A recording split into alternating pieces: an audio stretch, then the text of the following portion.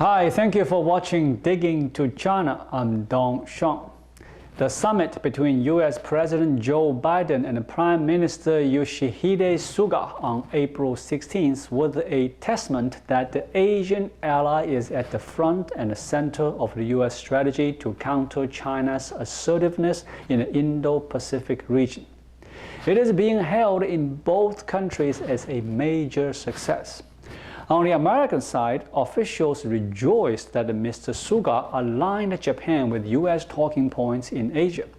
As the Prime Minister said at a joint press conference, America and Japan both oppose any attempt to change the status quo by force or coercion in the East and South China Seas and intimidation of others in the region.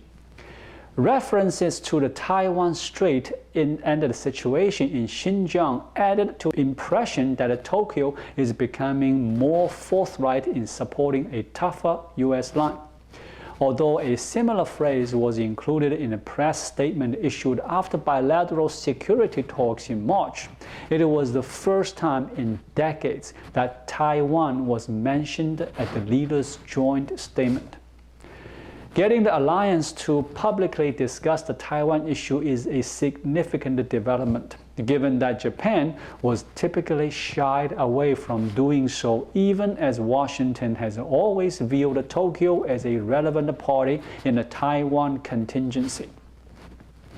The U.S. military has recently been stepping up its warning over possible China aggression toward Taiwan, with Admiral John Aquilino nominated to lead the U.S. Indo-Pacific Command, saying in March that the threat is much closer to us than most think.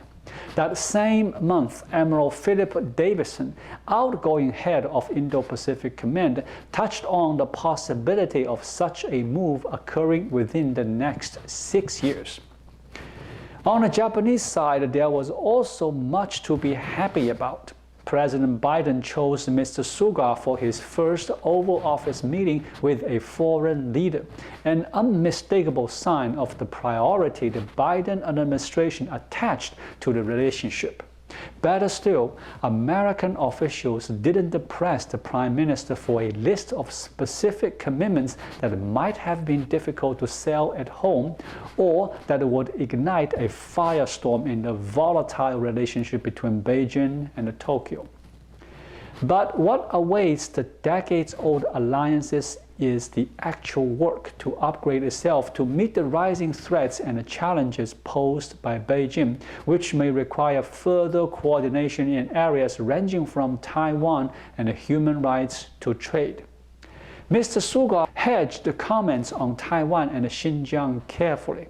On Taiwan, he said at the joint press conference that the summit reaffirmed the U.S.-Japan consensus. On Xinjiang, he said that he had explained Japan's position and initiatives to the president. Neither the press conference nor the joint statement used the word genocide. Japan has been reluctant to impose sanctions over such issues, with some inside the government and businesses wary about the retaliation from its largest trading partner. While Washington and Tokyo broadly agreed about the risks of China's behavior, Japan still prefers to stay a few steps behind America. Geography, economics, and history all connect Japan to China, while officials in Tokyo fully understand that China's growing military might and territorial assertiveness require a robust Japanese response. Neither the country's business community nor the public wants to be too confrontational with the neighboring superpower. On military and human rights issues alike, the Japanese consensus is shifting, but Tokyo's post-war tradition of cautious diplomacy won't change overnight. And then there is the American question. The oscillation in U.S. policy under both President Obama and President Trump left Japan with a severe case of whiplash.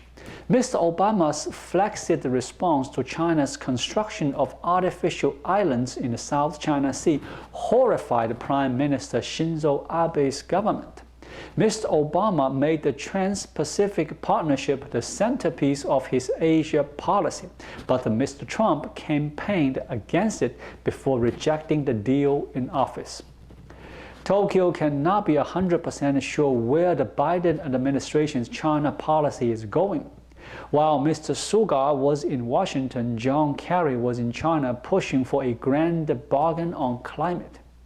The Biden administration's rhetoric on issues ranging from Taiwan to Xinjiang is hawkish, but Mr. Biden has proposed a small cut to the defense budget adjusted for inflation. Under the circumstances, Mr. Suga's most prudent course was to avoid offending anyone in Washington without unduly shocking China, and this is what he seems to have accomplished. The alliance with Japan is the single most important international relationship America has. Without Japan's economic weight, technological capabilities, and geographical position, the U.S. cannot build an effective coalition to balance China. But without strong and stable American support, Japan can't last as an independent great power in China's front yard. These facts drive the US and Japan together. But alliances between democracies cannot live by realpolitik alone. Mr. Suga spoke in Washington about the universal values of freedom, democracy, human rights, and the rule of law that the two countries share.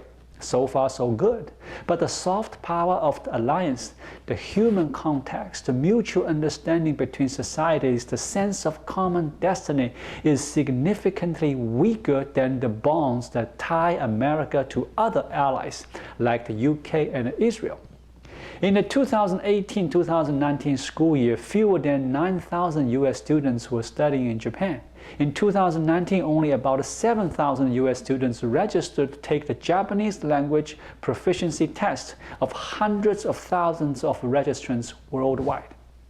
Compared with Japan, China sent about twice as many students per capita to study in the US pre-COVID. Among students from 29 Asian countries tested for English language proficiency, Japanese students ranked 27th, ahead of only Laos and Tajikistan. Few American academics, think tankers, and journalists have a deep knowledge of Japan. There are only a rare few US citizens like Japan Society President Joshua Walker, who grew up in Japan as a child of missionaries and has both private sector and government experience in America. For the foreseeable future, the US-Japan alliance is likely to remain the cornerstone of American foreign policy. Building the social and cultural ties that can support that relationship is an urgent task for both countries. Thank you for watching. Please leave a comment and subscribe to my channel. Just click the subscribe button right here. I'll see you again shortly.